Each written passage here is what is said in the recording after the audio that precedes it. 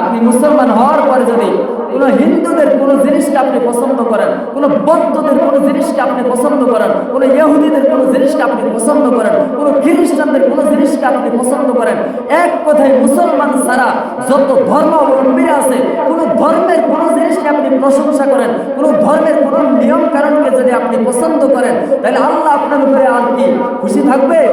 আল্লাহ আপনার উপরে নারাজ হয়ে যায়। এমনকি মৃত্যুর সময় ঈমানের আশা একেবারেই কম, মৃত্যুর সময় বেশিরভাগ ভয়, বেশিরভাগ আশঙ্কা আপনি বেঈমানে পাবেন। মুসলমান মহিলাদেরকে দেখলাম বোরকা পরা, অবশ্যই যারা মুসলমান, কি বলে বোরকা কি হিন্দুরা বলে? মুসলমান। তো মেলা অনুষ্ঠান এটা কি মুসলমানদের না হিন্দুদের? কথা বলেন কাদের? হিন্দুদের মেলা অনুষ্ঠানে আমি কিছু বোরকা পরা আমাদের মুসলমান মহিলাদেরকে দেখলাম। বড় আফসোসের বিষয়, অত্যন্ত পরিতাপের বিষয়, অত্যন্ত দুঃখ সহকারে কথাটাই বলতে হয়।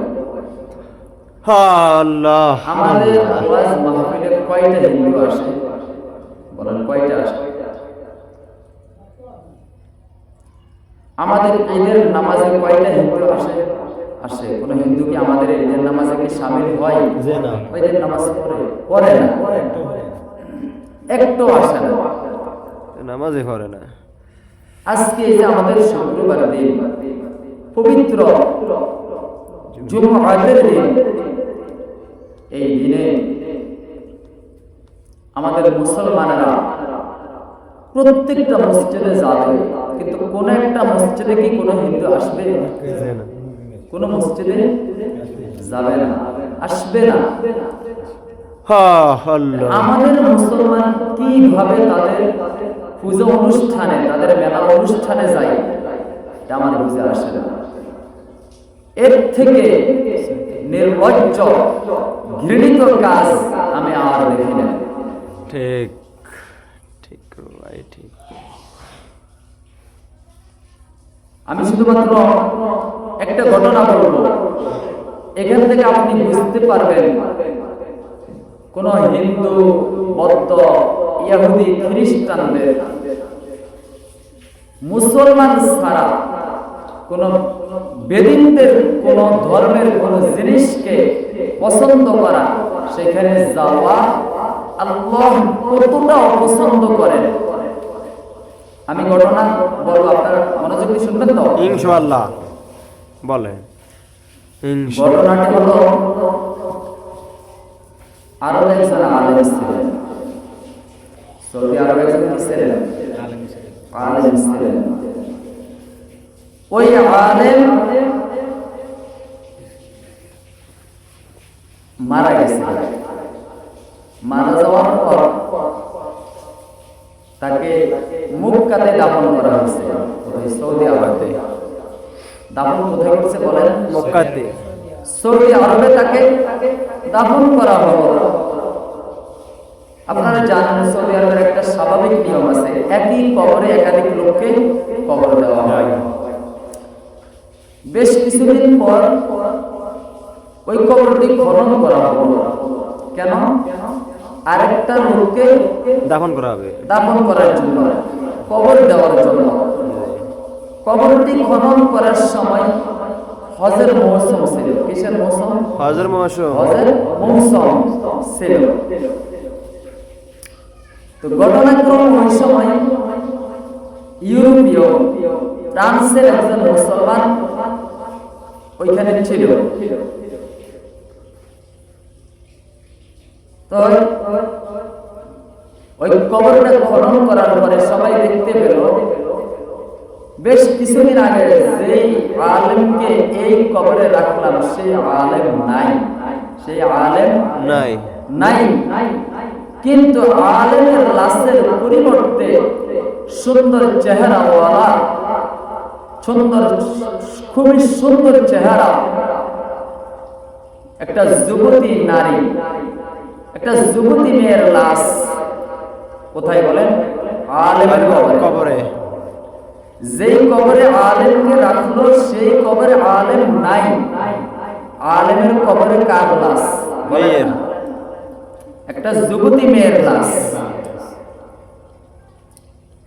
সবাই তো অবাক হয়ে গেল, আশ্চর্য ব্যাপার, ঘটনা কি হলো? কেউ তো কিছুই জানে না, কিছুই বুঝে না। তখন সবাই বলতেছে যে ঘটনাটা কি? এই মেয়েটা বাকে এত সুন্দর চেহারা, তার লাশ এখানে, কিন্তু আমাদের আলেমের লাশ কোথায়?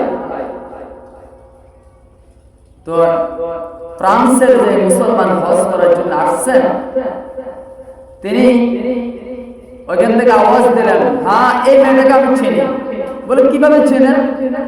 কথা দেখেন, আমার বাড়ি ফ্রান্স, আমার বাড়ি ফ্রান্স, আমি হজ করার জন্য আসছি। কি করার জন্য? হজ করার জন্য। হজ করার জন্য এসেছি। বাকি এই মেয়েটির ইতিহাস আমি জানি। বলে কিভাবে? কারণ মেয়েটির বাড়ি হলো ফ্রান্স। এটা কি মুসলমানদের দেশ না খ্রিস্টানদের দেশ? খ্রিস্টানদের দেশ। বলে এই মেয়েটির বাড়ি ফ্রান্সে। মেয়েটির বাড়ি কোথায়? ফ্রান্সে।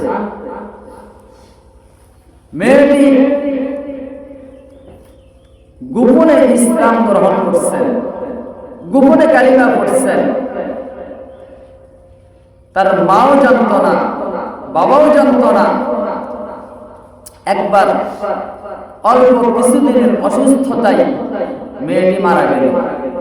মারা যাওয়ার পরে খ্রিস্টানদের ধর্মের নিয়ম কানুন অনুযায়ী তাকে সেই ফ্রান্সে মাটির ভিতরে রাখা হলো, দাফন করা হলো।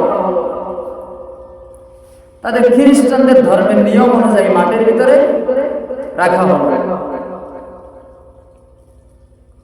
এখন সবাই বলতেছে, হ্যাঁ তাহলে মেয়েটির বিষয়টি আমরা স্পষ্ট, যারা ওইখানে ছিল ওনারা বলতেছে, হ্যাঁ তাহলে আমরা মেয়েটির বিষয় স্পষ্ট। সেটা কি?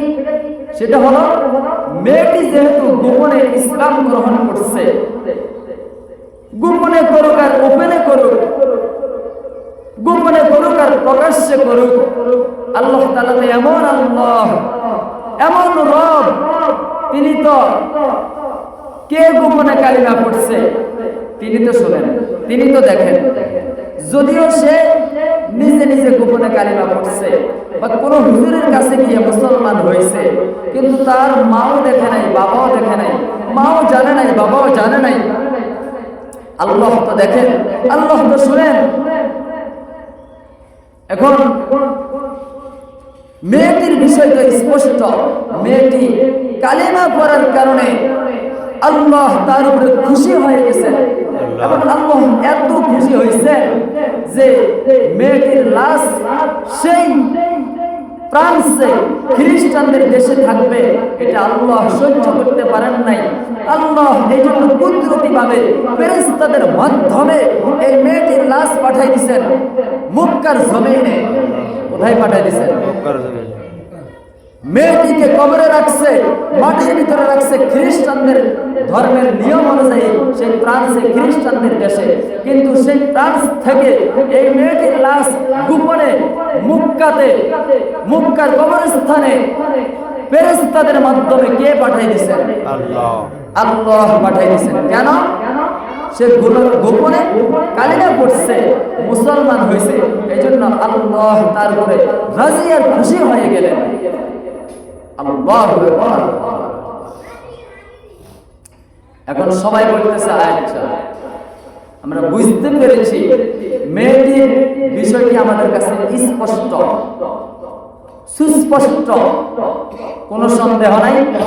মেয়েটি কালিমা পড়ার কারণে আল্লাহ খুশি হয়ে তার লাশকে মক্কাতে পাঠিয়ে দিয়েছেন। এখন বাকি কথা হলো আলেমের লাশ কোথায়? আলেমের লাশ কোথায়? যে আলেমকে কবরে রাখলাম, এখন তার লাশ কোথায় গেল? কেউ কেউ বলতেছে মনে হয় তার লাশটি এই মেয়েটিকে যেখানে রাখা হবে সেইখানে হয়তো পাওয়া যাবে। যাই হোক, বলা হলো ফ্রান্সের মুসলমান, আপনি তো হজ করার জন্য এসেছেন, হজের হুকুম আহকাম বিধিবিধান পালন করার পরে, হজ সমাপ্ত হওয়ার পরে আপনি দেশে যাওয়ার সময় এই মুনকার আলেমকে চিনে এমন একজন মানুষকে সাথে করে আপনি আপনার দেশে নিয়ে যাবেন, এবং সেখানে মেয়েটিকে যেখানে কবর দেওয়া হলো সেখানে কবরটি খনন করে দেখবেন যে ওই জায়গাতে আলেমের লাশ আছে কিনা। তখন তাই করা হলো। ওই ফ্রান্সের মুসলমান হজ করার পরে যখন দেশে রওনা করলেন, রওনা করার সময় মক্কার আলেমকে চিনে এমন একটা মানুষকে নিয়ে গেছেন। নিয়ে যাই, মেয়েটির মা বাবাকে বললো যে আপনাদের মেয়েতে এখানে নাই। বলো কোথায়? আপনাদের মেয়ের লাশ তো মক্কাতে। তারা কি এটা বিশ্বাস করে? তারা তো খ্রিস্টান। আপনাদের মেয়ের লাশ তো মক্কাতে। বলে আপনাদের মেয়ের লাশটি একটু খনন করে দেখেন এখানে আছে কিনা। ওই জায়গাতে যখন সবাই মিলে মেয়েটির যেখানে কবর দেওয়া হলো ওই জায়গাটা খনন করলো, খনন করার পরে দেখতে পেল মেয়ের লাশ নাই। মেয়ের লাশের পরিবর্তে একজন আলেমের লাশ ওইখানে উপস্থিত। নাউযুবিল্লাহ। এখন এই অবস্থার পরে মক্কাতে একটা আওয়াজ হয়ে গেল যে কি ব্যাপার, আলেমের লাশ কেন ফ্রান্সে গেল? ফ্রান্সের মেয়েটির লাশ এখানে আসছে, এটা তো আমরা বুঝতে পেরেছি সে মুসলমান হয়েছে, এই জন্য আল্লাহ তার লাশটি পাঠাই দিয়েছেন মক্কাতে ফেরেশতাদের মাধ্যমে। কিন্তু এখন আলেমের লাশ এখানে কেন গেল? তখন উপস্থিত মানুষদের ভিতর থেকে কেউ কেউ বললেন, মনে হয় যদিও আলেম ছিলেন, কোনো না কোনো মারাত্মক অপরাধ করছেন, কোনো না কোনো মারাত্মক দোষে সে দোষী ছিল, মারাত্মক অপরাধে সে অপরাধী ছিল, কোনো না কোনো মারাত্মক গুনাহ করছেন, যার কারণে আল্লাহ তার লাশ এখানে রাখেন নাই। বলে তাহলে এটা কিভাবে জানা যাবে? কেউ কেউ বললেন, তাহলে একজন মানুষ কত বড় বুজুর্গ আর বেসির্গ, কত বড় ভালো আর খারাপ, এটা অন্য কেউ না জানলেও স্ত্রী একটু হলেও জানে। কে জানে বেশি? স্ত্রী তো জানে, যে কোনো স্ত্রী জানে, যে কোনো স্ত্রী স্বামী কি ভালো না খারাপ। বলে তার স্ত্রীকে একটু জিজ্ঞাসা করা হোক সে কেমন ছিল। কয়েকজন মিলে যখন ওই আলেমের স্ত্রীকে জিজ্ঞাসা করলো যে আপনি তো তার স্ত্রী ছিলেন, বলেন আপনি তো তার সহধর্মিণী, আপনার স্বামীর এমন কি অপরাধে আল্লাহ আপনার স্বামীর লাশটি ওইখানে পাঠিয়ে দিয়েছেন? আপনার স্বামীর ভিতরে কোনো না কোনো দোষ ছিল। বলে না, মহিলা বলতেছে তার স্বামী ছিল নামাজি, সে ছিল রোজাদার, কোনো দিকে কমতি ছিল না। বলে না, কোনো না কোনো দোষ ছিল। আপনি ভেবে চিন্তে একটু ভাবিয়া চিন্তা করিয়া বলেন। এই কথা বলার পরে মহিলা সাথে সাথে বলে দিল, শুনেন, সে বলতেছিল তার স্বামীর সাথে একটা অপরাধ ছিল, সব দিকে ভালো ছিল। বলে কি? মহিলা বলতেছে যখন স্ত্রী বলতেছে আর কি, স্ত্রী বলতেছে যখন তার সাথে সহবাস করত, সহবাস করার পরে গোসল করার জন্য যখন সে যাইতো, গোসল করার আগে সে বলতো যে খ্রিস্টানদের ধর্মের একটা জিনিস তার কাছে ভালো লাগে। সেটা কি? সেটা হচ্ছে খ্রিস্টানদের ধর্মের স্ত্রী সহবাসের পরে গোসল ফরজ হয় না, আর আমাদের ইসলাম ধর্মে স্ত্রী সহবাস করার পরে গোসল কি হয়? ফরজ হয়। সে বলছিল খ্রিস্টানদের ধর্মের এই জিনিসটা তার কাছে ভালো লাগে যে তাদের ধর্মে স্ত্রী সহবাসের পরে গোসল কি নাই? ফরজ নাই। স্ত্রী বলল যে এই কথা বলতো কিন্তু গোসল করতো, কিন্তু কি করতো? গোসল করতো। উপস্থিত মানুষেরা বলল আর কিছু বলতে হবে না, আপনার স্বামী যদিও গোসল করতো কিন্তু এই কথা তো বলতো যে খ্রিস্টানদের ধর্মের এই জিনিসটা তার কাছে কি ভালো লাগে, পছন্দ হয়। আল্লাহ এইখানে নারাজ হয়ে গেলেন। এই জন্য তার আজীবনের যত নামাজ পড়ছে আল্লাহ সব কিছু ধ্বংস করে দিছে। আজীবন যত নামাজ পড়ছে সমস্ত নামাজের সওয়াবকে আল্লাহ কি করছেন? নিষ্ফল করে দিচ্ছেন। সমস্ত নামাজকে আল্লাহ বরবাদ করে দিচ্ছেন। কোন নামাজ আল্লাহ কবুল করেন নাই। আজীবন যত রোজা রাখছে কোন একটা রোজারও সওয়াব তাকে দেওয়া হয় নাই। সমস্ত রোজার সওয়াব আল্লাহ কি করে দিচ্ছেন? নিষ্ফল করে দিচ্ছেন। আল্লাহ সব রোজাগুলি বরবাদ করে দিচ্ছেন। আল্লাহ তার উপরে এত নারাজ হয়ে গেছেন যে মৃত্যুর সময় সে বেঈমানে কবরে গেছে। মৃত্যুর সময় কি সে বেঈমান হয়ে কবরে গেছে। কেন? শুধুমাত্র খ্রিস্টানদের ধর্মে একটা জিনিস সে পছন্দ করছে, তাদের ধর্মে স্ত্রী সহবাসের পরে গোসল করতে হয় না, এটা তার পছন্দ ছিল। এই যে এই কথাটি বলার কারণে আল্লাহ তার উপরে এত অসন্তুষ্ট হয়েছে, এত নারাজ হয়েছে যে তার জীবনের যত আমল ছিল সব বরবাদ হয়ে গেছে। কোন আমল আল্লাহ কবুল করেন নাই। মৃত্যুর সময় আল্লাহ ঈমান পর্যন্ত নসিব করেন নাই।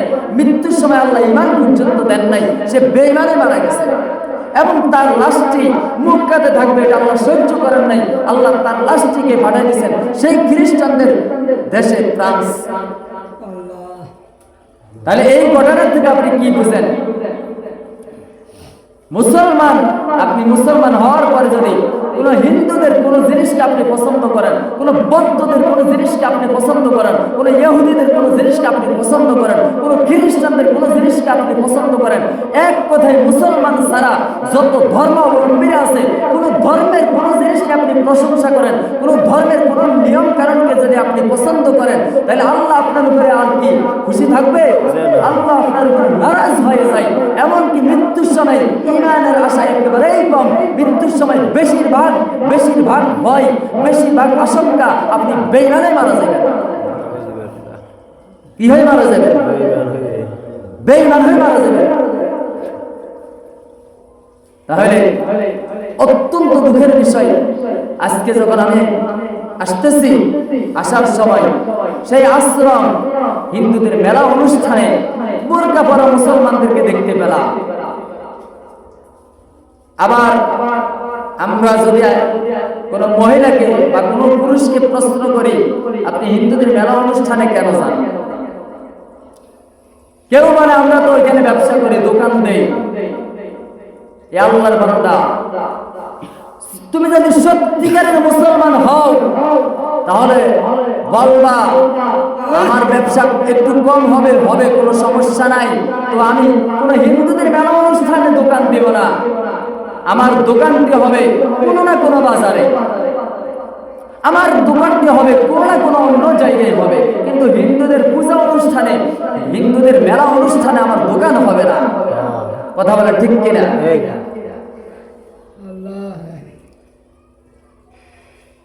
তুমি হিন্দুদের মেলা অনুষ্ঠানে গিয়ে যদি লাখ টাকা আর বেশিও কামাই করো, তবে এটা আমার বিশ্বাস আল্লাহর নারাজ করে যদি কাজ করো, আল্লাহ তোমার এমন রূপ দিয়ে দিবেন যেখানে 1 লক্ষ টাকা কামাইছো আরো বাড়তি 2 লক্ষ 3 লক্ষ টাকা চলে যাবে কিনা বলেন?